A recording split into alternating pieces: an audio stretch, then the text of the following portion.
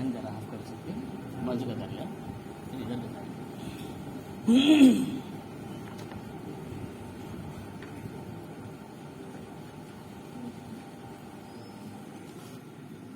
बिस्मिल्लाहिर्रहमानिर्रहीम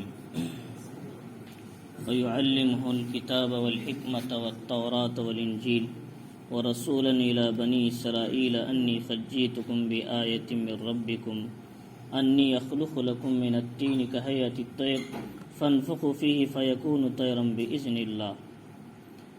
ये सूरह आले इमरान की आयत 48 से 40 पर 8वीं आयत है। इससे पहले अल्लाह रब्बुल इज़्ज़त ने हज़रत ज़करिया अलैहिस्सलातु वस्सलाम की औलाद हज़रत यहया, हज़रत मरियम की विलादत और हज़रत ईसा की विलादत के ताल्लुक़ से ज़िक्र किया। अल्लाह रब्बुल इज़्ज़त ने बताया हज़रत ईसा अलैहिस्सलातु वस्सलाम को बग़ैर बाप के पैदा करके अल्लाह की ज़ात असबाब के मोहताज नहीं, इंसान असबाब के यानी चीज़ों के मोहताज हैं, लेकिन अल्लाह ताला बग़ैर असबाब के भी तमाम चीज़ों को वजूद में ला सकते हैं। ये अल्लाह की ज़ात है। तो चुनांचे जैसा कि अल्लाह ने हज़रत आदम अलैहिस्सलाम को बग़ैर माँ और बाप के पैदा किया, और ऐसे ही हज़रत हव्वा को बग़ैर माँ के पैदा किया, फसली से, हज़रत आदम की फसली से बनाया। इसलिए हदीस में आता है औरत क्या है हज़रत आदम की फसली से बनाई गई, अगर उसको सीधा करने की कोशिश करोगे तो टूट जाएगी। उसी टेढ़ेपन के साथ उनकी इस्लाह करके ज़िंदगी गुजारते रहो। और फरमाए कि एक है अल्लाह ताला ने बग़ैर बाप के हज़रत ईसा अलैहिस्सलाम को पैदा किया, और एक है निज़ाम माँ और बाप दोनों के ताल्लुक़ से पैदा करते हैं। तो अल्लाह ताला फरमाती हैं हम जो चाहे पैदा कर सकते हैं, जैसे चाहे वजूद में ला सकते हैं। हमारे लिए कोई क़ानून कोई उसूल नहीं है, इंसानों के लिए उसूल है। तो लिहाजा अल्लाह रब्बुल इज़्ज़त ने हज़रत ईसा अलैहिस्सलातु वस्सलाम को पैदा किया। पैदा करने के बाद अल्लाह रब्बुल इज़्ज़त ने कि सबसे पहले क्या है हज़रत ईसा अलैहिस्सलातु वस्सलाम के ज़बान से कहलवाया कि इन्नी अब्दुल्लाह, मैं अल्लाह का बंदा हूँ। आतानियल किताब, मुझे अल्लाह ने किताब इंजील दी। वजअलनी नबिया, और मुझे नबी बनाकर भेजा है। तो ये सबसे पहला ईसाइयों का गलत अकीदा अल्लाह ताला ने हज़रत ईसा के ज़बान से तोड़ा और कहा कि ऐ लोगों, मुझे खुदा का बेटा मत कहो, मैं खुदा का बेटा नहीं हूँ, मैं खुदा का बेटा नहीं हूँ, और ना ही मैं तसलीस वाला हूँ। तसलीस कहते हैं उस वक्त लोग कहते थे ईसा अलैहिस्सलाम, उनकी माँ और खुदा तीनों मिलकर खुदा हैं। तसलीस 3 in 1 3 के कायल थे। फरमाया कि ये मैं ऐसा भी नहीं हूँ, बल्कि मैं अल्लाह का बंदा हूँ, मुझे बंदा ही कहो, मुझे कुछ और न कहो। तो ये हज़रत ईसा अलैहिस्सलातु वस्सलाम ने ये इसलिए कहा कि लोग कहीं बग़ैर बाप के पैदा होने की वजह से ये शक में न पड़ जाएं ये खुदा का बेटा है। हालांकि खुदा की कोई औलाद नहीं, लम यलिद वलम यूलद, ना वो किसी से पैदा हुआ ना उससे कोई औलाद पैदा हुई। वलम यकुल लहू कुफुवन अहद, वो कायनात के चलाने में किसी का मदद की ज़रूरत नहीं है और कोई उसका हमसर और पार्टनर नहीं है। तो अल्लाह रब्बुल इज़्ज़त ने आगे हज़रत ईसा अलैहिस्सलातु वस्सलाम को क्या क्या इल्म अल्लाह ताला ने दिया, क्या क्या बातें दी, क्या क्या नेमतें अता की, उसका जिक्र अल्लाह ताला ने ईसा अलैहिस्सलातु वस्सलाम के बारे में फरमाया। और अल्लाह ने फरमाया युअल्लिमुहुल किताब वल हिकमत वत तौरात वल इंजील। अल्लाह ताला ने हज़रत ईसा अलैहिस्सलातु वस्सलाम को किताब और हिकमत और तौरात और इंजील सिखाया था। किताब से मुराद लिखना सिखाया, खुशनवीसी अल्लाह ने आपको सिखाई और आप बेहतरीन लिखते थे। लेकिन बाज़ उलमा कहते हैं किताब से मुराद आसमान की तमाम किताबें अल्लाह ने आपको सिखाया था। कुरान भी आपको सिखाया था, हालांकि आप कुरान से पहले आए, लेकिन कुरान के उलूम भी आपको दिए थे। क्यों? इसलिए कि क़यामत के करीब आपको आना है, दुनिया में 40 साल हुकूमत करना है, तो वहाँ कुरान के उलूम की ज़रूरत है। इंजील नहीं चलती हुजूर की उम्मत में और तौरात नहीं चलती, इसलिए अल्लाह ने कुरान के उलूम भी आपको सिखाए थे। तो चुनांचे तो यहाँ किताब के माने एक तो नवीशी लिखना भी आता है, एक मानी ही अल्लाह ने आसमानी किताबें तमाम के तमाम सिखाए थे। और फरमाया वल हिकमत, और हिकमत भी सिखाई। हिकमत से मुराद तमाम अंबिया की सुन्नतें, जो भी हिकमत की बातें हैं, جو بھی انبیاء کی آنے والی جو کیا ہے فائدے کی باتیں ہیں، وہ ساری باتیں اللہ تعالیٰ نے حضرت عیسیٰ علیہ السلام کو سکھائی تھی۔ تو اور اسی طریقے سے اللہ نے تورات بھی سکھایا اور انجیل بھی سکھایا۔ جب کتاب بولے تو ساری کتابیں آ گئی اس میں، جب آسمانی کتاب کا ذکر ہوا، کتاب مراد لے تو ساری کتابیں آ گئی، انجیل بھی آ گئی اور کیا ہے تورات بھی آ گئی۔ تو پھر الگ سے تورات اور انجیل کو ذکر کرنے کا مطلب کیا ہے؟ مطلب یہ ہے کہ ہر نبی کا دین تو ایک ہے، دین واحد، لیکن شریعتیں الگ الگ ہیں سب کی۔ تو حضرت عیسیٰ علیہ السلام کو ان کی شریعت پر چلنا تھا۔ حضرت عیسیٰ کی شریعت انجیل میں تھی، حضرت موسیٰ کی شریعت تورات میں۔ تو وہ شریعتوں کو خاص طور سے لے کر چلنے کے لیے اللہ تعالیٰ نے ان کو خاص طور سے ان دو کتابوں کا الگ سے ذکر کیا۔ یہ تو ان کو پڑھے بغیر چارہ کار نہیں، اس لیے کہ اسی شریعت پر امت کو نہیں چلانا تھا اور چلنا تھا، اس لیے اللہ تعالیٰ نے الگ سے تورات اور انجیل کا ذکر کیا کہ ان کو عمل کیے بغیر کوئی چارہ کار نہیں۔ ہاں کتابیں تو سب ہیں، تمام نبیوں کا دین واحد ہے، سب ایک خدا کی طرف بلاتے ہیں، لیکن شریعتیں الگ الگ ہیں۔ نبی نے فرمایا دیننا واحد و شریعتنا شتیٰ، ہم سب کا دین ایک ہے، ہم سب ایک خدا کی طرف بلاتے ہیں، لیکن ہماری شریعتیں الگ الگ ہیں۔ حضرت عیسیٰ کی شریعت میں کچھ کیا ہے تفریط تھی، یعنی کچھ کمزوری، یعنی اس کے اندر کیا ہے کچھ ڈھیلا پن تھا، سہولتیں تھی، لیکن حضرت موسیٰ کی شریعت میں سختی تھی۔ کپڑے پر نجاست لگتی تو کپڑا کاٹنا پڑتا تھا، ایسے ایسے سخت مسائل تھے، لیکن حضرت عیسیٰ کی شریعت میں آسانی تھی، سب کچھ تھا، یہ بھی جائز، یہ بھی جائز، یہ بھی جائز وغیرہ وغیرہ۔ تو لیکن ان دونوں کے بیچ میں جو شریعت ہے وہ شریعت امت محمدیہ صلی اللہ علیہ وسلم ہے، کہ وہ محمد صلی اللہ علیہ وسلم کی امت کو جو شریعت ملی ہے یہ شریعت درمیانی شریعت ہے۔ حضور صلی اللہ علیہ وسلم کی طرف سے ہم کو جو شریعت ملی، نہ اس میں زیادتی ہے نہ کمی ہے، درمیانی قسم کی، لہذا اس شریعت کو شریعت معتدل کہا گیا۔ کہ کیا ہے اللہ تعالیٰ نے فرمایا کہ وَجَعَلْنَاكُمْ أُمَّةً وَسَطًا، اللہ نے تم کو وسط یعنی درمیانی امت بنا کر پیدا کیا، نہ زیادتی کرنے والی نہ کمی کرنے والی، بیچ میں چلنے والی آپ کی ہے امت ہے۔ تو چنانچہ اللہ رب العزت نے یہ حضرت عیسیٰ علیہ السلام کو کتاب دیا۔ اب لوگ سوال کرتے ہیں عیسیٰ علیہ السلام قیامت کے قریب آئیں گے تو وہ کس کے امام کے پیچھے چلیں گے؟ امام ابو حنیفہ رحمۃ اللہ علیہ کے مذہب کی اتباع کریں گے، امام مالک کی، امام شافعی کی، امام حنبلی کی، کس کی اتباع کریں گے؟ حکم یہ ہے کہ حضرت عیسیٰ علیہ السلام کسی مسلک پہ نہیں چلیں گے، اس لیے کہ آپ خود مجتہد مطلق ہوں گے، آپ خود ایک کیا ہے کتاب کے جاننے والے ہوں گے، قرآن کا علم رکھنے والے ہوں گے، حدیث کا علم رکھنے والے ہوں گے، لہٰذا آپ کسی اور کے مسلک پہ چلنے کی ضرورت نہیں، آپ خود قرآن کے حکام پر ڈائریکٹ عمل کریں گے۔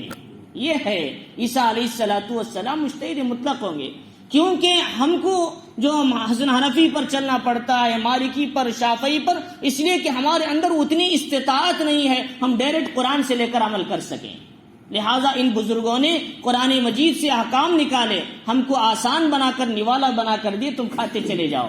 امام ابو حنیفہ رحمۃ اللہ علیہ نے کیا ہے اپنی زندگی میں 12,70,000 مسائل قرآن سے اخذ کیا تھا، 12,70,000 مسائل۔ رات میں ایک آیت لے کر سوتے تھے، رات کے عشاء کے وضو سے صبح کی نماز پڑھتے تھے، اور پوری رات آپ قرآن کے بارے میں سوچتے، ایک مسئلہ نکلتا تو نوٹ کرتے، دوسرا مسئلہ نکلتا تو نوٹ کرتے، تیسرا مسئلہ ہوتا تو نوٹ کرتے، اس طرح صبح کا 4 ہوتا آپ بھی تہجد میں کھڑ جاتے تھے۔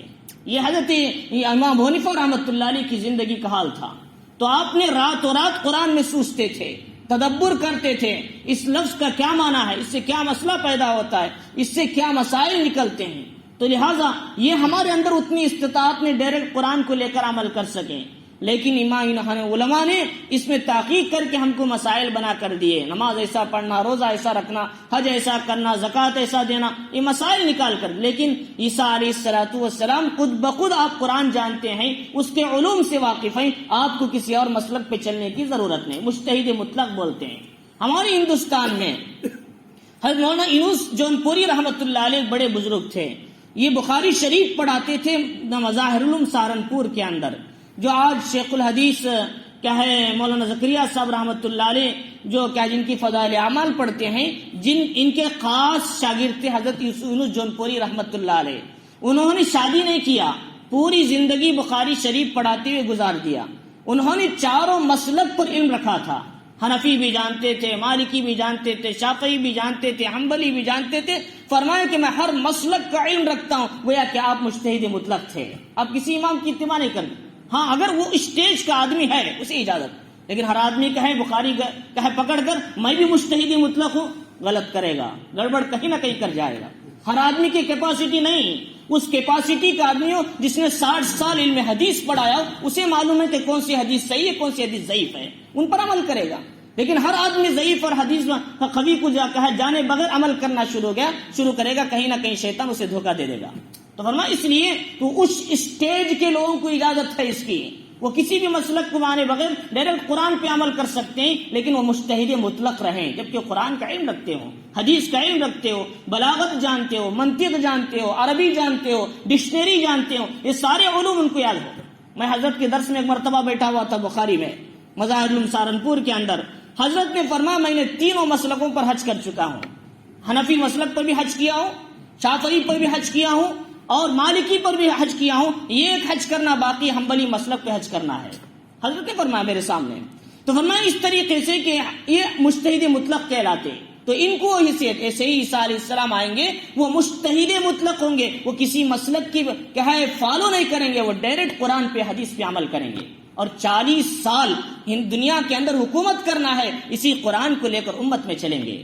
اور اس کے بعد فرمایا اللہ تعالیٰ نے وَرَسُولًا إِلَىٰ بَنِي إِسْرَائِيلَ، اللہ تعالیٰ نے عیسیٰ علیہ السلام کو بنی اسرائیل کی طرف رسول بنا کر بھیجا تھا. اور آپ رسول تھے. نبی اور رسول میں فرق ہے کہ نبی ان کو کہتے ہیں جن کو الگ کتاب شریعت نہیں دی جاتی، پچھلے نبی کی کتاب کو فالو کرنے کہا جاتا.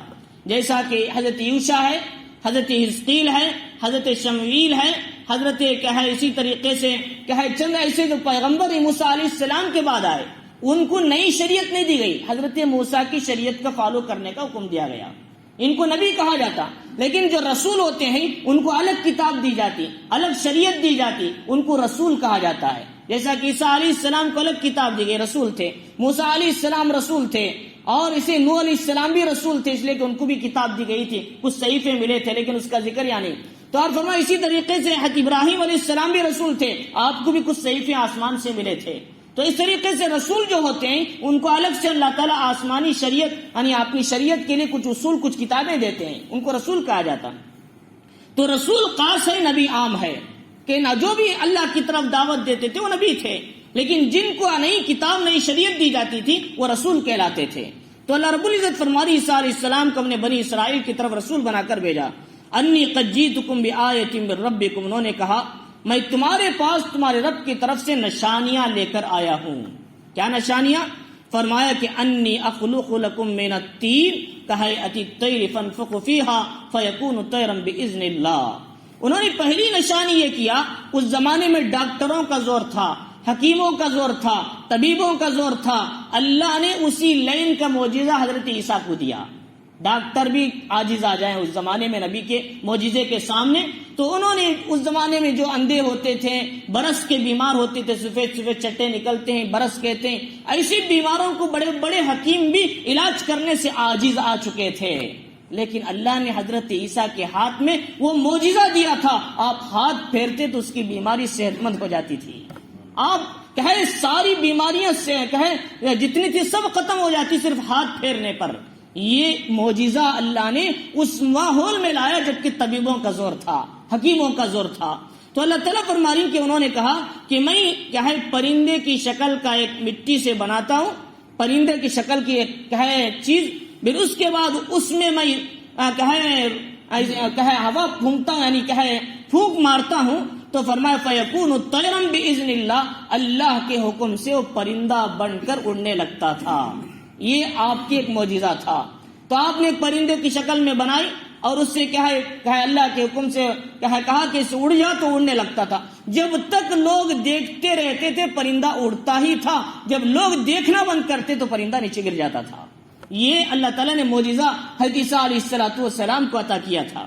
اور دوسرا معجزہ وَأُبْرِئُ الْأَكْمَحَ وَالْأَبْرَصَ وَأُحْيِي الْمَوْتَى بِإِذْنِ اللَّهِ. اور دوسرا معجزہ یہ کہ مادرزاد نابینا اور برس کے بیماروں کو آپ تندرست کرتے تھے ہاتھ پھیرنے کے ذریعے سے.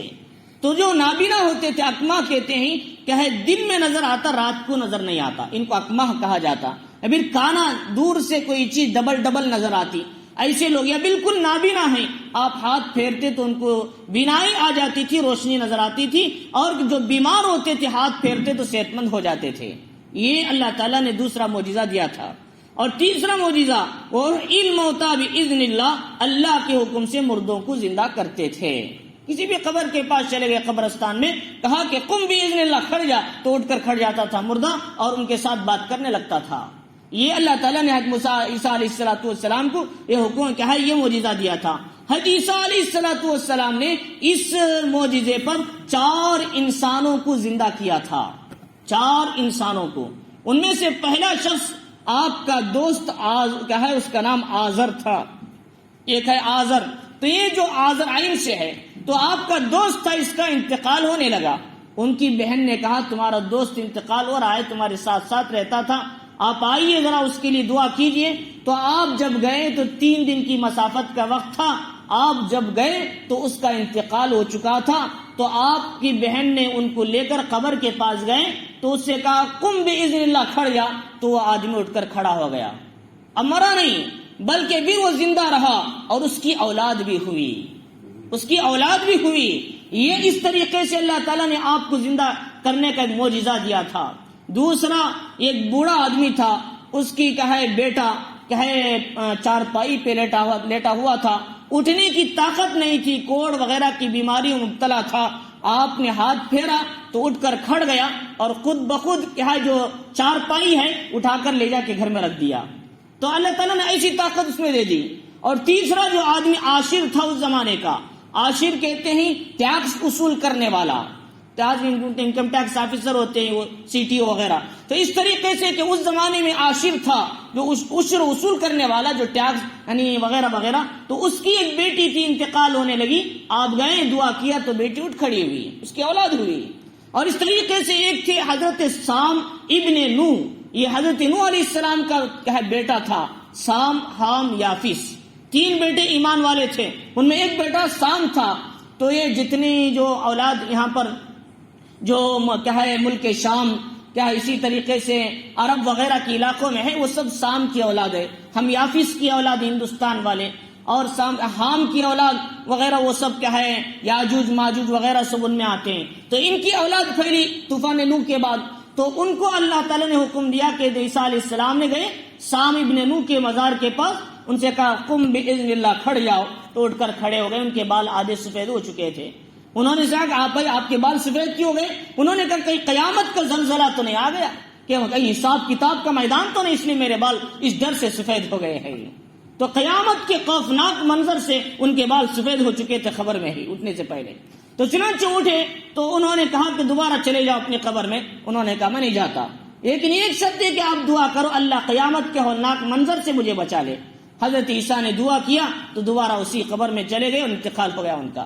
تو اس طریقے سے عیسیٰ علیہ السلام نے 4 شخصوں کو آپ نے زندہ کیا تھا. اور سام ابن نوح یہ 1 سال 2 سال کے آدمی نہیں تھے، 4000 سال پہلے پرانے آدمی تھے. 4000 سال پہلے آدمی کو آپ نے زندہ کیا تھا. تو یہ جو زندہ کرنا کیسے تھا؟ بِإِذْنِ اللَّهِ. یہ بِإِذْنِ اللَّهِ یہاں ایک جگہ آیا ہے، لیکن دوسری جگہ سورہ انعام کے اندر اللہ رب العزت نے کیا ہے سورہ مائدہ کے اندر اس طریقے سے اللہ تعالیٰ نے جگہ جگہ لفظ لایا بِإِذْنِ اللَّهِ وَأُبْرِئُ الْأَكْمَحَ بِإِذْنِ اللَّهِ کہ وَأُحْيِي الْمَوْتَى بِإِذْنِ اللَّهِ. یہ بتانے کے لیے یہ معجزے میں خود نہیں کر رہا ہوں، اللہ کے حکم سے صادر ہو رہے ہیں. یہ بتانے کے لیے میری طاقت نہیں ہے، معجزہ میں نہیں کر سکتا. جادو ہر انسان کر سکتا ہے، مسمرزم یا آنکھوں پر پردہ ڈالنا، کچھ اثرات منتر وغیرہ پڑھ کے تھوڑی دیر میں اس کا اثر ختم ہو جاتا، گھنٹہ 2 گھنٹہ جگہ چلے گئے تو اثر ختم ہو جاتا، یہ جادو کا اثر. لیکن معجزہ اللہ کی طرف سے نبیوں کے ہاتھ پر آتا ہے، یہ معجزہ کہلاتا ہے. اور یہی اگر خلاف عادت کوئی چیز اللہ والوں کے ہاتھ پر آتی ہے اس کو کرامت کہا جاتا ہے. تو کرامت الگ ہے اور معجزہ الگ، یعنی کرامت اللہ والوں کے ہاتھ پر جو صادر ہوتی اور معجزہ نبیوں کے ہاتھ پر صادر ہوتا. اور یہ جو معجزہ اور کرامت جو ہے یہ کیا ہے آدمی کی عام عادت کے علاوہ ہوتا ہے. انسان سوچتا ہے تو عادت کے خلاف ہوتا ہے. جیسا کہ ہمارے ہندوستان میں پنجاب کے علاقے میں شیخ احمد سرہندی رحمۃ اللہ علیہ تھے، ہمارے سلسلہ نقشبندیہ کے بزرگوں میں، حضرت کی مزار کے پاس ایک اللہ تعالیٰ نے کرامت رکھی ہے، جس کو قرآن یاد نہیں رہتا وہاں جا کر قرآن پڑھ لیتا ہے کامل، اللہ بھی اسرنوں سے قرآن کا حافظ بنا دیتے ہیں۔ تو یہ کچھ ایسے اللہ والوں کی کرامتیں اب بھی ہیں، لیکن ان کو خدا نہیں سمجھنا۔ کرامتیں اپنی جگہ ہیں لیکن خدا نہیں سمجھنا، یہ اللہ تعالیٰ اپنے بندوں کے لیے عطا کرتے ہیں، لیکن اس میں شرک کے اندر نہ گھس جانا اس کی وجہ سے۔ تو یہ کرامت اللہ والوں کے پاس جو آتی ہے وہ کرامت کہا جاتا، اور انبیاء کے ہاتھ پر آتی ہے اس کو معجزہ کہا جاتا۔ معجزہ اللہ کی طرف سے ہوتا ہے، کرامت بھی اللہ کی طرف سے ہوتی ہے، یہ خود اپنی طاقت سے نہیں لا سکتے۔ یہ اللہ تعالیٰ سمجھا رہے باذن اللہ سے۔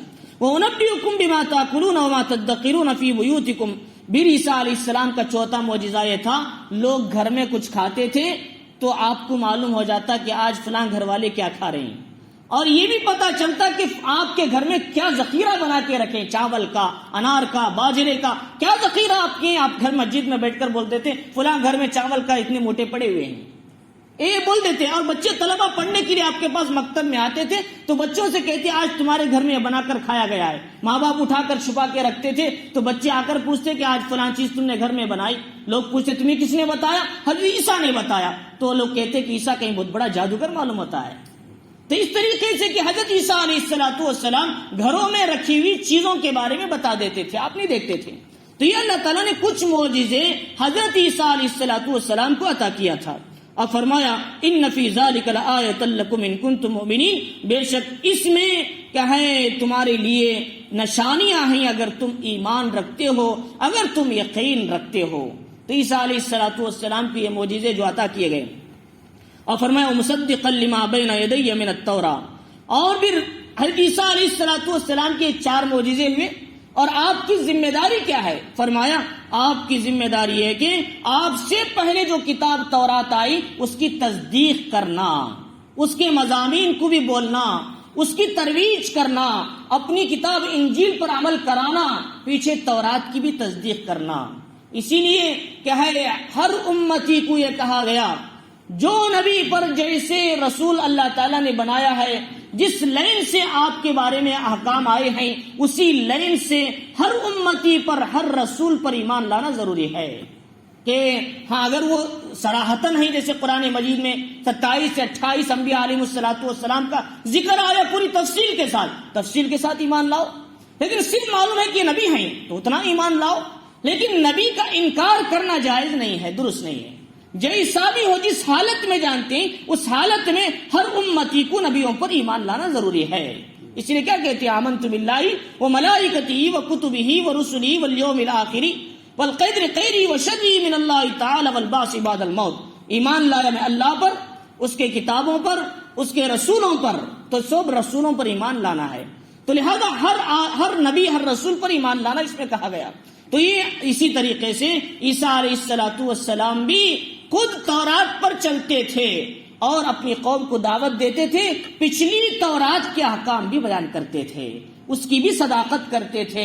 بھئی ہم سے پہلے کتاب تورات آئی ہے، اس کے مضامین کو سنو، اس پر ایمان لاؤ، اس کا انکار مت کرو، میری شریعت پہ چلو، انجیل کی بھی اتباع کیا کرو۔ یہ تھا وَمُصَدِّقًا لِمَا بَيْنَ يَدَيَّ مِنَ التَّوْرَاةِ وَلِيُحِلَّ لَكُمْ بَعْضَ الَّذِي حُرِّمَ عَلَيْكُمْ وَجِئْتُكُمْ۔ اب میں نے کیا ہے تمہارے پاس اس لیے آیا ہوں کہ میں تمہارے اوپر تمہارے گناہوں کے سبب تم پر جو اللہ تعالیٰ نے حلال چیزوں کو حرام کر دیا ان کو میں حلال بنانے کے لیے آیا ہوں۔ کچھ بنی اسرائیل نے، یہود نے ہفتے کے دن میں زیادتی کر دیا۔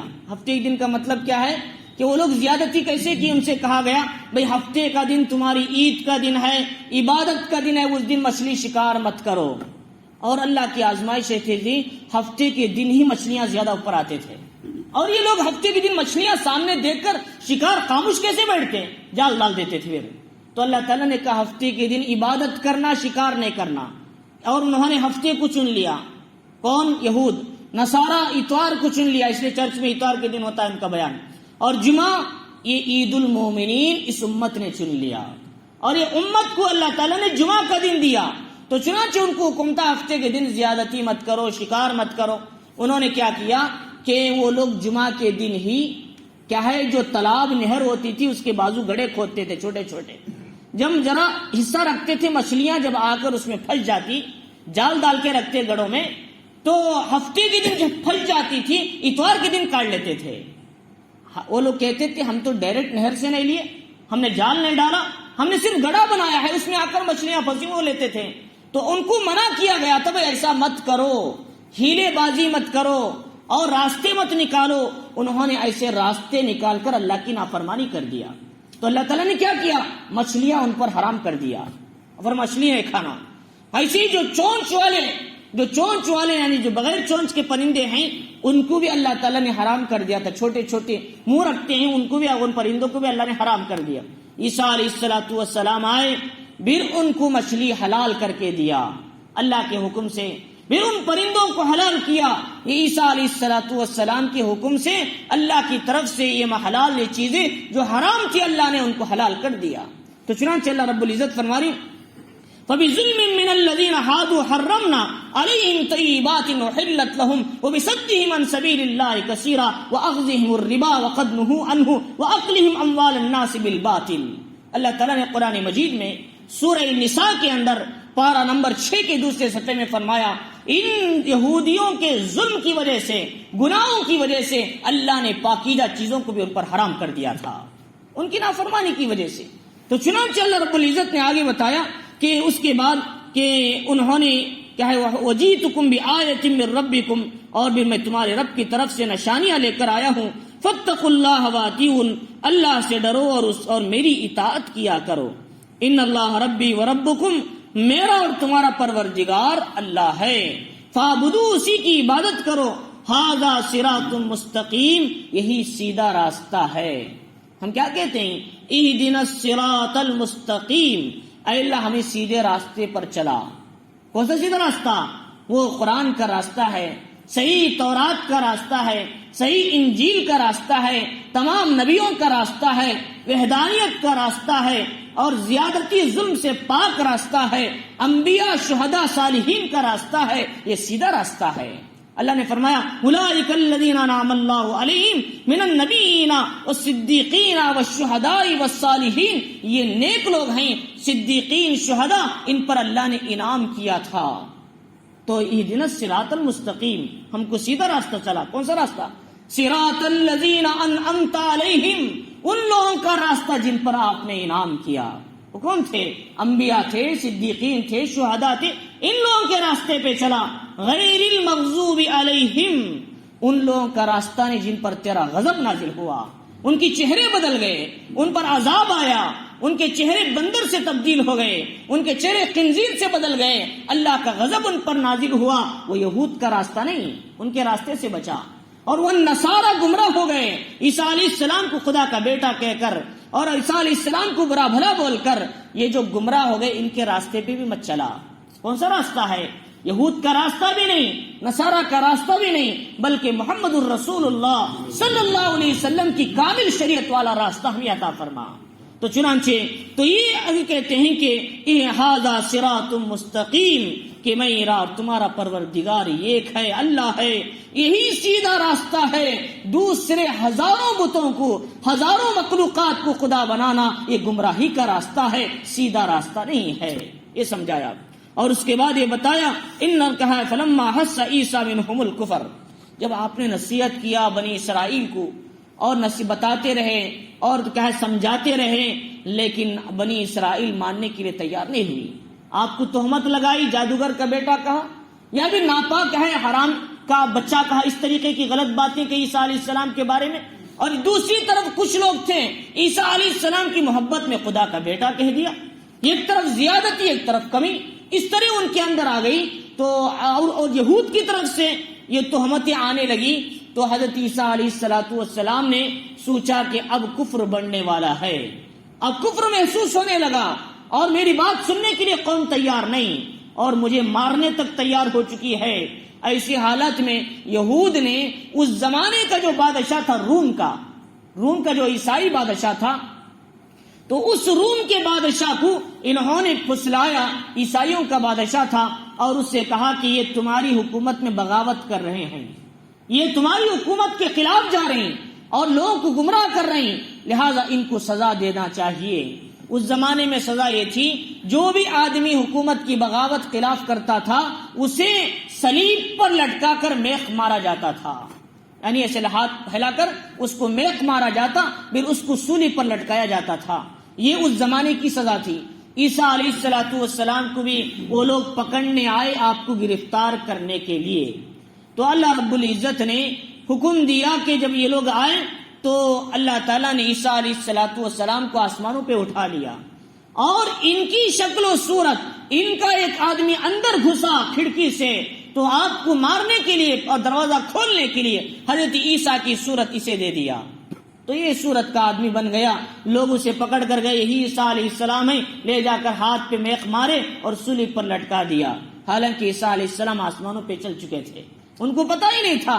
اللہ کہتے ہیں مکروا، انہوں نے بھی تدبیر کیا، مکر کیا، اور میں بھی تدبیر کیا، لیکن میری تدبیر ان کی تدبیر سے بڑی ہوئی ہے۔ میں نے اپنے پیغمبر کو بچا لیا، میں نے محفوظ کر لیا، اور کوئی انسان سوچ بھی نہیں سکتا۔ ان کی شکل و شباہت خود انہی کے آدمی کو دیا، اور ان کا ہی بڑا سردار جو کفریہ گمراہ راستے پر تھا اسی کو پکڑ کر انہوں نے سولی پہ چڑھا دیا۔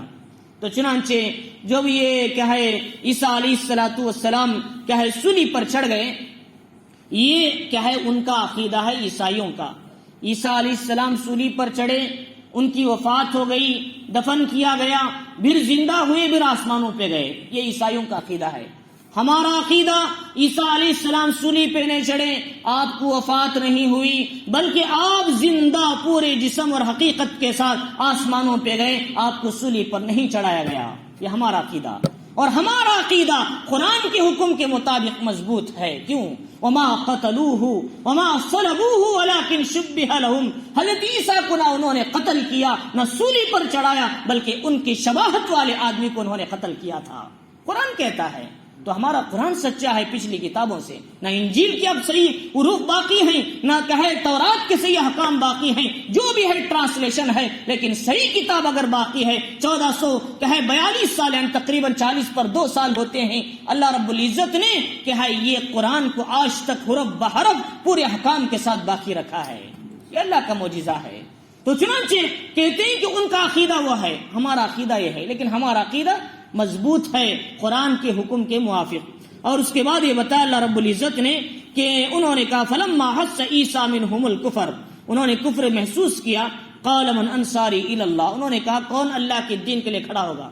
سب کے سب نافرمان بن گئے، اللہ کے دین کے لیے کون کھڑا ہوگا ہمارے میں سے؟ ذرا اٹھو بھائی۔ تو انہوں نے کہا کہ 12 آدمی کھڑ گئے آپ کی دین کی مدد کرنے کے لیے، 12 حواری تھے۔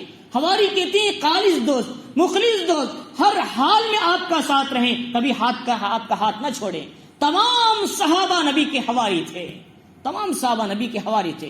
جنگ احد میں کیا کیا انہوں نے قربانیاں دکھائی۔ حضرت ابو دجانہ نے اپنی پیٹھ کو چھلنی کیا، حضرت طلحہ نے اپنے ہاتھ کو شل کر دیا، حضرت دیگر کتنے ایسے صحابہ ہیں جنہوں نے اپنی زندگیاں نبی کے جان کے لیے قربان کر دیا، یہ حواری تھے نبی کے صحابہ اکرام۔ تو اسی لیے صلی اللہ علیہ وسلم نے فرمایا کہ یہ خاص طور سے ہر نبی کا ایک حواری ہوتا ہے، لیکن میرا حواری زبیر ہے، وہ حواری زبیر بن عوام رضی اللہ تعالیٰ عنہ، صلی اللہ علیہ وسلم نے خاص طور سے ان کو حواری کہا تھا۔ تو فرمائیں بہرحال تو انہوں نے 12 آدمی کھڑ گئے، تو 12 آدمی کھڑ کے انہوں نے کہا کہ قال الحواریون نحن انصار اللہ، ہم اللہ کی مدد کرنے کے لیے تیار ہیں۔ تو اللہ کی مدد یہ کیسے کریں گے؟ اللہ کی مدد نہیں، اللہ کے دین کی مدد کریں گے۔ ان تنصروا اللہ ینصرکم ان تنصروا دین اللہ، اگر تم اللہ کے دین کی مدد کرو گے ینصرکم، اللہ تمہاری مدد کرے گا۔ اللہ کی مدد ہمیں کرنے کی ضرورت نہیں، اللہ محتاج نہیں ہے، اللہ کے دین کی مدد کرنا ہے۔ اللہ کسی کی مدد کے بھی محتاج نہیں، لیکن ہماری ذات کے فائدے کے لیے، ہماری زندگی کی اصلاح کے لیے اللہ کہتے ہیں کہ جیسے کہتے ہیں اقرض اللہ قرضا حسنا، اللہ کو قرض دو۔ اللہ کو اسی کو کمی پڑ گئی کہ اللہ کو قرض دے؟ زمین اس کا، آسمان اس کا، چاند اس کا، ستارے اس کے، بہر اس کے، نالے ندیاں اس کی، یہ وادیاں سرسبز و شاداب اس کی، قرض کیوں دے رہا ہے؟ فرمایا نہیں مجھے نہیں، میرے غریب کو قرض دو، مجھے قرض دینے کے برابر ہے۔ تو اللہ تعالیٰ فرماتی تو اسی طریقے سے اللہ کے دین کی مدد کرو۔ اور ان تنصروا اللہ ینصرکم، تو انہوں نے کہا نحن انصار اللہ، ہم اللہ کے دین کی مدد کرنے کے لیے تیار ہیں۔ آمنا باللہ، ہم اللہ پر ایمان لائے، واشہد بأننا مسلمون، ہم گواہی دیتے ہیں کہ کیا ہے ہم فرما بردار ہیں اور اللہ کی اطاعت پہ چلنے والے ہیں۔ انہوں نے کہا ربنا آمنا بما انزلت، اے ہمارے پروردگار ہم ایمان لائے اس پر جو آپ نے عیسیٰ علیہ السلام پر انجیل نازل کیا، اور واتبعنا الرسول، اور رسول نے جو شریعت ہم کو دیا اس کی اتباع کریں گے، اس کے پیچھے چلیں گے، فاکتبنا مع الشاہدین، اور ہم کو بھی کیا ہے گواہی دینے والوں کے ساتھ ہمارا نام بھی لکھ دیجئے۔ یہ گواہی دینے والے کون ہیں؟ فرمائے گواہی دینے والے یہ امت محمدیہ صلی اللہ علیہ وسلم ہے۔ قیامت کا دن ہوگا، اولین و آخرین کا اجتماع ہوگا، اللہ تمام نبیوں کو عدالت میں بلائیں گے، پوچھیں گے کیا تم نے اپنی دعوت و تبلیغ امت تک پہنچایا تھا؟ انبیاء کہیں گے ہاں، لیکن قومیں کہیں گے ہم تک انہوں نے کوئی بات نہیں پہنچائی۔ قوم نوح ہے، قوم عاد ہے، قوم صالح ہے، قوم سمود ہے، قوم ابراہیم ہے، تو یہ جتنے قومیں وہ سب کہیں گے ہم تک کوئی نبی نہیں آیا، لیکن یہ امت آگے آئے گی۔ ارے جھوٹو کہ جتنی امتیں سب جھوٹ بول رہے، اللہ کا گواہ ہے، ہم نے قرآن میں پڑھا ہے حضرت نوح نے بھی دعوت دیا، حضرت ابراہیم نے بھی دعوت دیا، حضرت ہود نے بھی دعوت دیا، حضرت صالح نے بھی دعوت دیا، اور محمد الرسول اللہ صلی اللہ علیہ وسلم نے بھی اپنے حق کو ادا کیا ہے۔ تو اللہ تعالیٰ یہ امت کو گواہ بنا کر لائیں گے۔ یہ گواہی دینے والی امت، حق بولنے والی امت، صداقت والی امت، یہ امت کا مقام اتنا اونچا ہے، قیامت کے دن اللہ عدالت میں اس کا مقام دکھائیں گے۔ تو لہٰذا یہ امت کا امت پناہ باقی رکھنے کے لیے کیا کرنا ہے؟ فرمایا کہ قرآن پڑھو، قرآن کے حکام پہ چلو، محمد الرسول اللہ صلی اللہ علیہ وسلم کے سنت کو اپنے گھروں کے اندر داخل کرو اور اس پہ زندگی بناؤ، تو اللہ تعالیٰ قیامت کے دن ہمارا یہ مقام برقرار رکھیں گے۔ تو فرمایا کہ انہوں نے کہا اے اللہ ہم کو بھی گواہی دینے والوں میں شامل فرما۔ انہوں نے اس امت کے ساتھ شامل ہونے کے لیے انہوں نے دعائیں کی، اور فرمایا وَمَكَرُوا مَكَرَ اللَّهِ، انہوں نے مکر کیا اور اللہ تعالیٰ نے بھی تدبیر کیا، واللہ خیر الماکرین، اللہ تعالیٰ بہترین تدبیر کرنے والے ہیں۔ یہاں مکر کا معنی ان کی طرف منسوب ہوگا تو مکر کریں گے، مکر کہتے ہیں دھوکہ دینا، فریب دینا، یا اللہ کی طرف اگر مکر کا لفظ استعمال ہوگا معنی ہوگا تدبیر کرنا، سوچنا، کوئی راستہ نکالنا، یہ اللہ کی طرف منسوب معنی میں۔ اگر ان کی طرف منسوب ہوگا نافرمانوں کی طرف، کہیں گے ہے مکر کرنا، فریب کرنا اور دھوکہ دینا، ایسے معنی ان کی طرف استعمال ہوں گے۔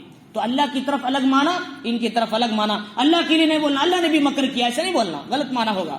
اور اس کے بعد فرمایا اذ قال اللہ یا عیسیٰ انی متوفیک، اللہ نے کہا تھا یعنی آپ آسمانوں پہ اٹھائے جانے سے پہلے، اے عیسیٰ انی متوفیک ورافعک الی، میں تمہیں وفات دوں گا اور اپنی طرف اٹھاؤں گا۔ اب ان سے پوچھیں گے دیکھو قرآن مجید میں کریکٹ ہے، پہلے ان مر گئے اس کے بعد آسمانوں پہ گئے، ان سے پوچھیں گے یہی مطلب بتائیں گے، لیکن قرآن کا اصول ہے جو بات جتنی اہم ہوتی ہے اسے اللہ پہلے لاتے ہیں، اگرچہ کہ بعد میں ہوتی ہے۔ جو بات جتنی اہم ہوتی ہے وہ بات کو اللہ پہلے لاتے ہیں، اگرچہ کہ اس کا وقوع بعد میں ہوتا ہے۔ عیسیٰ علیہ السلام انتقال نہیں ہوئے، اپنی طبعی موت نہیں مرے، لہذا اپنی طبعی موت آپ کو ہوگی۔ یہ مسئلہ عیسائیوں میں شک کے درجے میں ہے، لیکن اللہ کہتے ہیں ہمارے نزدیک عیسیٰ علیہ السلام ابھی وفات نہیں پائے، دنیا میں آئیں گے، 40 سال حکومت کریں گے، نکاح بھی ہوگی، اولاد بھی ہوگی، اور اس کے بعد ہم ان کو اپنی موت عطا کریں گے۔ لہٰذا اے عیسائیوں یہ شک میں نہ پڑ جاؤ کہ عیسیٰ علیہ السلام وفات پا چکے ہیں، ابھی آپ کی وفات نہیں ہوئی ہے۔ اللہ یہ سمجھانے کے لیے اللہ نے پہلے وفات کا لفظ لایا کہ آپ ابھی زندہ ہیں، آپ کی وفات نہیں ہوئی۔ اللہ نے پھر اس کے بعد ذکر کیا جو اتنی اہم ہے وہ بات کہ میں نے آپ کو اپنے طرف اٹھاؤں گا، تو یہ مطلب ہے۔ تو فرمایا وَأُمْتَحِرُكَ مِنَ الَّذِينَ كَفَرُوا، اور پھر آپ کو ان کافروں سے پاک کروں گا، ان کے تدبیر یعنی ان کے مکر سے، ان کے برے ماحول سے۔ وَجَاعِلُ الَّذِينَ اتَّبَعُوكَ فَوْقَ الَّذِينَ كَفَرُوا، اور پھر جو آپ کی اتباع کرنے والے ہیں، جو کیا ہے محمد الرسول اللہ صلی اللہ علیہ وسلم کی شریعت کو کے زمانے میں آئے، جو اپنی آپ کی شریعت کو بھی تسلیم کرتے ہو، حضور کی شریعت کو بھی مانتے ہو، تو ایسے آدمی کو ہم قیامت تک بھی کیا ہے کافروں پر غلبہ عطا فرمائیں گے، اللہ تعالیٰ نے فرمایا۔ لہذا جتنے بھی عیسائی ایسے لوگ تھے جنہوں نے حضور صلی اللہ علیہ وسلم کی شریعت پر بھی ایمان لائے، حضرت عیسیٰ کی صحیح شریعت پر ایمان لائے، اللہ تعالیٰ نے ان کو غلبہ دیا، دیگر قوموں پر قیامت تک غلبہ رہے گا۔ جیسا کہ حبشہ نجاشی تھا، وہ حضرت عیسیٰ کی شریعت پر بھی پکا ایمان رکھتا تھا اور محمد الرسول اللہ صلی اللہ علیہ وسلم پر بھی ایمان لایا تھا۔ جب اس کا انتقال ہوا، حضور صلی اللہ علیہ وسلم نے مدینے میں غائبانہ نماز جنازہ پڑھی، شاہ حبشہ نجاشی کی نماز جنازہ، اور حضور صلی اللہ علیہ وسلم نے فرمایا یہ ہمارا بھائی نجاشی ہے۔ چنانچہ انہوں نے دونوں شریعتوں پر ایمان لایا تھا۔ اللہ فرما رہی ان کو تمام دیگر قوموں پر غلبہ عطا کریں گے، یہ جو عیسیٰ کی شریعت کو بھی مانتے ہیں صحیح اور محمد الرسول اللہ صلی اللہ علیہ وسلم کی شریعت کو بھی تسلیم کرتے ہیں۔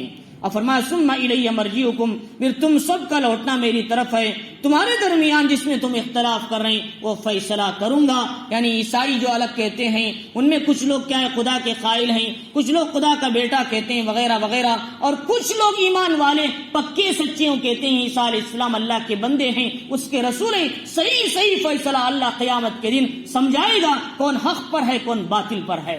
اور اس کے بعد یہ بتایا کہ فَأَمَّا الَّذِينَ كَفَرُوا فَأُعَذِّبُهُمْ عَذَابًا شَدِيدًا، ہاں جو لوگ کہ جنہوں نے کفر کیا میں انہیں سخت سزا دوں گا دنیا میں بھی اور آخرت میں بھی، وَمَا لَهُم مِّن نَّاصِرِينَ، ان کا کوئی مددگار نہیں۔ أَمَّا الَّذِينَ آمَنُوا وَعَمِلُوا الصَّالِحَاتِ، مگر جو لوگ ایمان لائے نیک عمل کریں، فَيُوَفِّيهِمْ أُجُورَهُمْ، میں ان کو پورا بدلہ عطا کروں گا، وَاللَّهُ لَا يُحِبُّ الظَّالِمِينَ، اللہ تعالیٰ ظالموں کو پسند نہیں کرتا۔ تو اللہ رب العزت نے عیسیٰ علیہ السلام کو قیامت کے قریب اس دنیا میں بھیجیں گے۔ وہ دمشقس مشرق کے کیا ہے مشرقی مینارہ، یہ مغرب ہے، یہ مشرق ہے، اس کا ایک مینارہ ہے، سامنے دو مینارے پیچھے دو مینارے، اس کے اس طرف کے مینارے پر ہے دمشق کی جامعہ مسجد کے سفید مینارہ، مشرقی مینارے پر اللہ تعالیٰ قیامت کے قریب حضرت مہدی کے زمین پر آنے کے بعد، اور اب یہ مسلمانوں کی جو جنگیں چل رہی ہوگی یہودیوں اور عیسائیوں کے ساتھ صلیبی جنگیں، اس ماحول میں اللہ تعالیٰ دو فرشتوں کے سہارے اللہ تعالیٰ اس مینارے پر اتاریں گے۔ آپ اتریں گے تو وہاں سے کیا ہے سیڑھی لگا کر نیچے وہ لوگ اتار لیں گے۔ اب لوگ سوال کرتے ہیں عیسیٰ علیہ السلام سات آسمان سے دو فرشتوں کے سہارے مینارے پر اترے تو اس سے نیچے اترنے میں کیا پریشانی تھی، سیڑھی کیوں لگائی؟ یہ سوال کرتے ہیں، اتنا لمبا راستہ اتر گئے، اب نیچے اترنے میں کیا مسئلہ ہے؟ یہ دنیا کا نظام مسبب الاسباب کا ہے، یہاں اسباب اختیار کیے جاتے ہیں، آسمان کا نظام اوپر تک ہے، یہاں دنیا کا نظام اسباب کا ہے، لیکن اسباب کو حقیقت نہ سمجھنا۔ اللہ تعالیٰ سمجھا رہی دکان حقیقت نہیں ہے روزی کا، تجارت حقیقت نہیں روزی کی، ملازمت حقیقت نہیں روزی کی، کاروبار حقیقت نے روزی کا، کاشتکاری حقیقت نے روزی کی، ان کے پیچھے چلانے والی ذات ایک اللہ ہے، اللہ کی قدرت کار فرما ہے۔ اللہ تعالیٰ فرما رہی یہ اسباب صرف دیکھنے کے لیے، لیکن اسباب اختیار کرنا پڑتا ہے۔ ایسا نہیں کہ دروازہ کھلا رکھ کے چور گھر میں نہ گھسے تو ضرور گھسے گا، اسباب اختیار نہیں کیا اور خاموش بیٹھے ہیں اللہ آسمان سے من و سلوہ اتارے گا بنی اسرائیل کی طرح، نہیں ہوگا، وہ چلے گا زمانہ، اب محنت کرنا پڑے گا۔ اللہ کے نبی نے فرمایا فرض نماز کے بعد کمانا بھی فرض اہم حکم ہے، فرض نماز کے بعد کمانا بھی اہم فریضہ ہے، محنت کرنا بھی اہم فریضہ ہے، لہٰذا محنت کرنا، اسباب اختیار کرنا جائز ہے، ناجائز نہیں ہے، لیکن اسباب کو خدا سمجھنا یہ بہت بڑا شرک ہے۔ اللہ تعالیٰ سمجھا رہی تو حضرت عیسیٰ علیہ السلام نے اسباب کو فالو کیا، آسمان سیڑھی لگائی، وہاں سے سیڑھی مینارے سے سیڑھی کے نیچے سے اترے، جب اترے تو ادھر سے لوگ پریشانی، دجال نکل چکا ہے اور 40 دن اس کے ہو چکے ہیں، مسلمان پریشان ہیں، وہ ہر طرف گمراہ کرتے پھر رہا ہے اور لوگوں کو جنت و جہنم کی کیفیتیں دکھا رہا ہے، آزمائش کے طور پر لوگوں کو جو مرے ہوئے زندہ کر رہا ہے، یہ سب اس کو اللہ تعالیٰ نے آزمائش اسے دے رکھا ہے، تو لوگ اس کی باتوں پر ایمان لا رہے ہیں، یہود اس کے پیچھے چل رہے ہیں اور عورتیں اس کی پیروی کر رہے ہیں۔ قیامت کے قریب سب سے زیادہ دجال کی پیروی کرنے والے عورتیں ہوں گے، محمد الرسول اللہ صلی اللہ علیہ وسلم نے فرمایا۔ آج جو بال بناتے ہیں ہمارے کچھ نوجوان بچے، ادھر سے کاٹ کر ایسا اوپر چپا رکھتے ہیں، فرمایا یہ دجال کے زمانے کے لوگوں کی عادت ہے، فرمایا اس لیے ہمارے بچوں کو نصیحت کرے ایسے بال نہ بنائیں، یہ دجالیت کی ابتدا ہے، لہذا ایسا کام نہ کریں جس کو اللہ پسند نہیں کرتے، جس کو محمد الرسول اللہ صلی اللہ علیہ وسلم پسند نہیں کرتے۔ قیامت کے دن دجال کے ساتھ اٹھیں گے تو کیا انجام ہوگا؟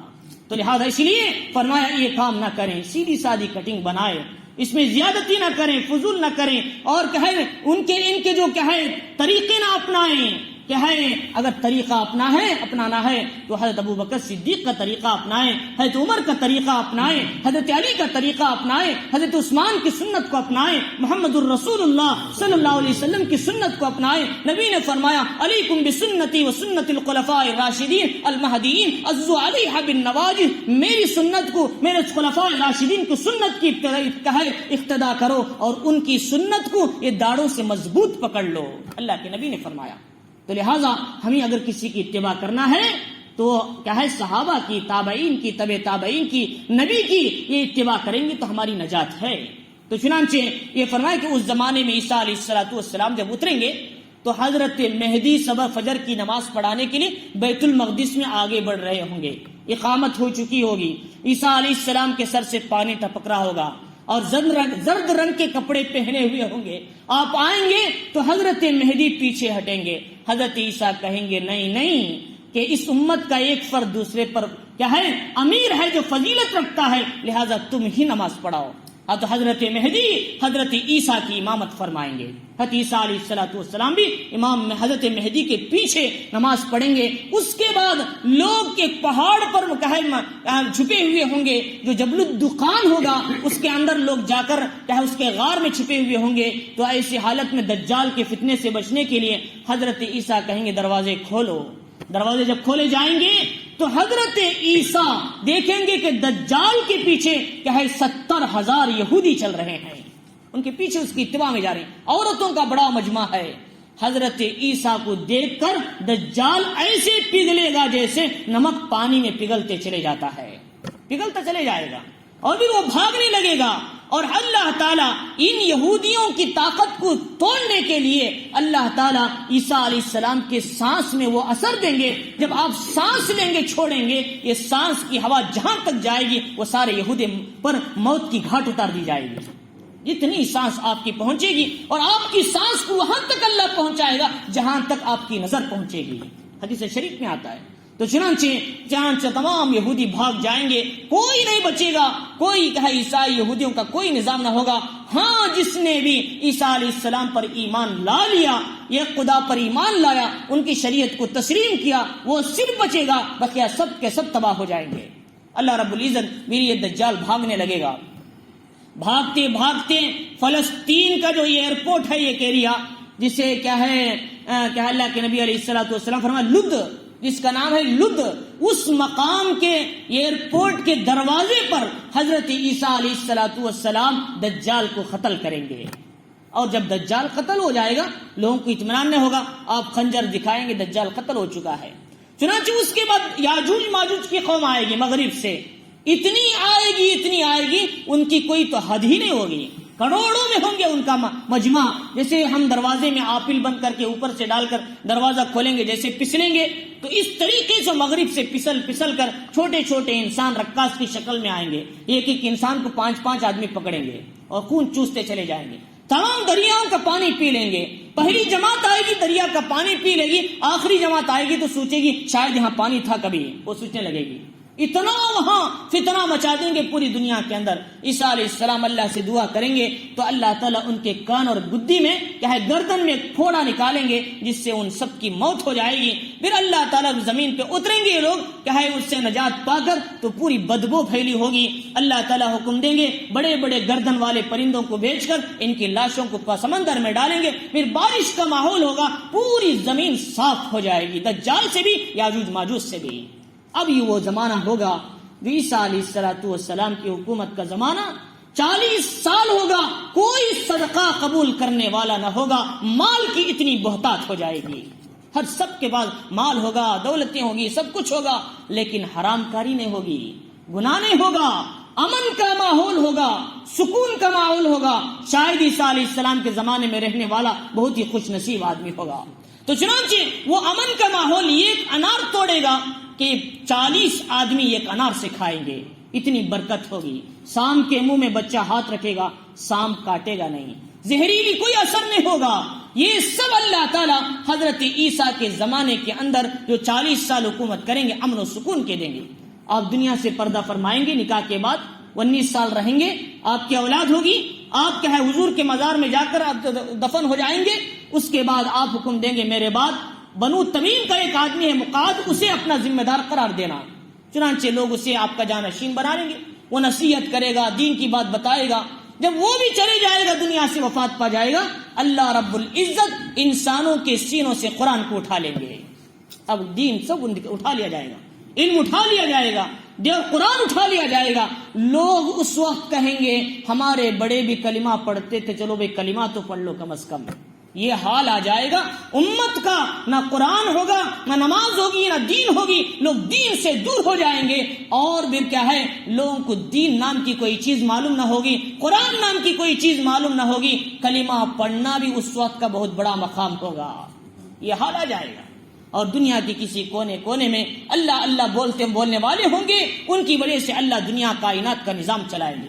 اس کے بعد کیا ہوگا کہ اس کے بعد یہ ہوگا کہ اللہ رب العزت کیا ہے پھر کیا ہے یہ سورج کو مشرق سے نکالنے کے بجائے مغرب سے نکالیں گے، ایسے ادھر سے آنے کے بجائے ایسے آئے گا۔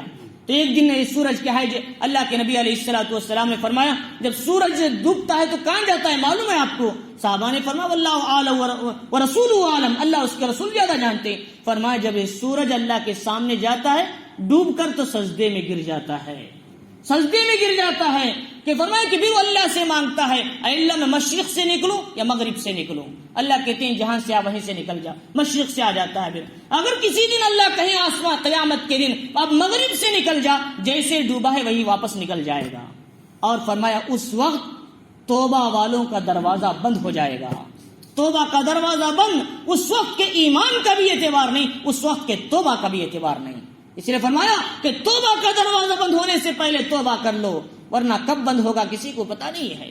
تو چنانچہ فرمایا اس کے بعد زمین سے ایک کہے جانور نکلے گا، دابۃ الارض، نبی پاک علیہ السلام نے فرمایا وہ نکلے گا تو کہاں سے کہے آج صفا کا جو پہاڑ ہے وہ پھٹ کر اس کے اندر سے آئے گا، اور مکے اور مدینہ یعنی کہے حجر اسود اور حتیم کے بیچ میں وہ کھڑی آئے گا، یعنی مقام ابراہیم کے بیچ میں لوگ ڈر کر بھاگنے لگیں گے طواف کرنے والے، کچھ لوگ بچیں گے، ان کے چہرے کو دیکھے گا تو سب کے سب چہرے روشن منور ہو جائیں گے، لیکن کہیں جو نافرمان ہوں گے ان کے پیشانی پر ایسے ہاتھ لگا کے کافر نام لکھ کے چلے جائے گا، کافر لکھے گا ان کو جو نافرمان ہیں۔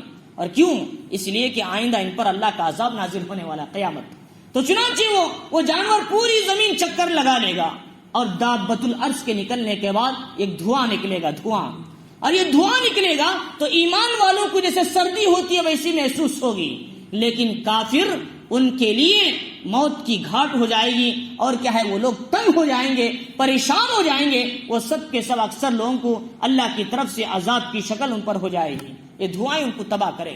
اور اس کے بعد پھر کیا ہے یہ سب کے سب ماحول ختم ہونے کے بعد آخری وقت ہوگا جو قیامت کا آنا ہے، حضرت اسرافیل علیہ السلام سور پھونکیں گے، تو ایسے ماحول میں کیا ہے نیک لوگ کیا ایک ہوا چلے گی، ان ہوا کے ذریعے سے جتنے نیک لوگ ہیں ان سب کی وفات ہو جائے گی۔ زمین میں کتنے لوگ ہیں کیسے چلتے چلتے ٹکر لگائیں گے، نیچے گریں گے، انتقال ہو جائیں گے، اور ان کو کوئی تکلیف نہیں ہوگی، اور سب کے سب اچھی ہوا سے، خوشبو والی اچھی ہوا سے سب کی سب وفات ہو جائے گی۔ اب جو بچیں گے دنیا میں نافرمان لوگ صرف رہیں گے دنیا میں، اللہ کا نام لینے والا کوئی نہیں رہے گا، اور برسرے بازار کیا ہے وہ گناہ کرتے جائیں گے، کوئی ان کو روکنے والا نہ ہوگا۔ ایسا ماحول آئے گا، اور اس زمانے میں کوئی کہے گا بھائی ذرا بازو جا کے گناہ کر، اس زمانے کا سب سے بڑا ولی کہلائے گا۔ تو فرمایا کہ وہ ماحول آ جائے گا، برسر عام گناہ ہوگا، آج کمروں میں ہو رہا ہے، اس زمانے میں بازار کے اندر گناہ ہوگا۔ تو ایسے ماحول میں اللہ رب العزت ان ذلیل گنہگار ترین انسانوں پر اللہ اپنی قیامت لائیں گے، تو پوری دنیا تباہ ہو کر سب کے سب ختم ہو جائیں گے، یہ قیامت کا منظر ہوگا۔ تو یہ میں آپ کو احادیث کی روشنی میں صرف آخری کا کچھ پس منظر آپ کو میں نے بتایا، اگر پورا سناؤں تو 15 سے 20 گھنٹے لگ جائیں گے علامات قیامت کے بارے میں۔ تو چنانچہ تو اللہ رب العزت فرمانی عیسیٰ علیہ السلام آئیں گے اور فرمایا ان کے جو بھی لوگ ہیں زندہ وہ لوگ حضرت عیسیٰ علیہ السلام پر ایمان لائیں گے. وَإِن مِّنْ أَهْلِ الْكِتَابِ إِلَّا لَيُؤْمِنَنَّ بِهِ قَبْلَ مَوْتِهِ وَيَوْمَ الْقِيَامَةِ يَكُونُ عَلَيْهِمْ شَهِيدًا. حضرت عیسیٰ کی وفات سے پہلے جتنے عیسائی ہیں جتنے یہودی ہیں آپ پر ایمان لائیں گے, آپ کو سچا مسیحا سمجھیں گے. جو نہیں سمجھیں گے وہ سب کے سب قتل کر دیے جائیں گے. یہاں تک کہ یہ جو پتھر ہوگا جو جھاڑ ہوگا وہ بھی کہے گا میرے پیچھے یہودی کھڑا ہے اس کو قتل کرو, سب کے سب قتل کر دیے جائیں گے.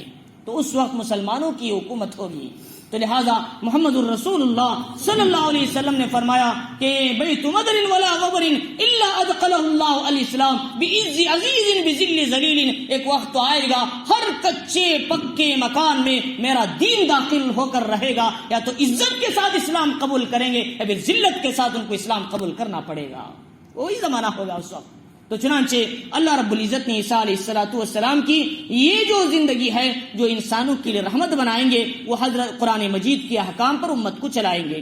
تو بہرحال اللہ رب العزت نے ان آیتوں کے اندر سب سے پہلی بات یہ بتائی کہ جتنی کتابیں اللہ تعالیٰ نے دی ہیں, انجیل ہے, تورات ہے, احکام ہیں, وہ جو صحیح کتابیں ان سب پر ایمان لانا اور حضرت عیسیٰ علیہ السلام کو جو معجزے عطا کیے ان کو بھی ماننا, اور قرآن جو بات صحیح کہتا ہے اس کو تسلیم کرنا, اور کیا ساتھ میں ہم جو محمد الرسول اللہ صلی اللہ علیہ وسلم کی امت ہے آپ کی پیروی کرنا, آپ کے طریقوں پر چلنا, اور ساتھ میں پچھلے جتنے انبیاء آئے ان سب کی رسالت کی تصدیق کرنا, ان سب کو نبی ماننا. اگر تفصیل کے ساتھ ہے تو تفصیل کے ساتھ, اگر کیا ہے مجمل ہے تو اجمال کے ساتھ ان پر ایمان لانا ضروری ہے. اور فرمایا دوسری بات یہ بتائی کہ اللہ کے دین کے لیے کھڑ جانا, حالات میں جب تقاضے آئے اللہ کے دین کے لیے کھڑ جاؤ تو کھڑنا یہ حضرت عیسیٰ علیہ السلام کے نیک لوگوں کی صفت ہے, اور محمد الرسول اللہ صلی اللہ علیہ وسلم کی صحابہ کی سنت ہے. اللہ کے دین کے لیے کھڑ جاؤ, اللہ کے دین کے تقاضے کے لیے, شریعت کے تقاضوں کے لیے جو جیسا موقع آئے ویسے موقع لیے کھڑ جانا, یہ انبیاء علیہ السلام کی امت کی نیک لوگوں کی سنت ہے. اور اس کے بعد یہ بتایا کہ اللہ رب العزت نے کہ حضرت عیسیٰ علیہ السلام کی وفات نہیں ہوئی, وہ زندہ ہیں, آسمانوں پر اٹھائے گئے, قیامت کے قریب آئیں گے, ان کو طبعی موت ملے گی اور وہ کیا ہے 40 سال حکومت کریں گے. اللہ رب العزت نے ان کو زندہ رکھا ہے اور لوگوں کے لیے اللہ تعالیٰ نے ان کو نشانی بنایا ہے, وہ اس امت میں سب سے آخر میں آئیں گے. اللہ رب العزت نے آگے بتایا جو لوگ ایمان لائے نیک عمل کرے اللہ ان کو پورا اجر دیتے ہیں, جو لوگ جھٹلاتے ہیں اللہ ان کو دنیا میں بھی آخرت میں بھی سخت سزا دیتے ہیں. اللہ رب العزت ہمیں ان آیتوں کو سمجھنے اور اس کے اندر کے مضامین سے عبرت لینے کی توفیق عطا فرمائے.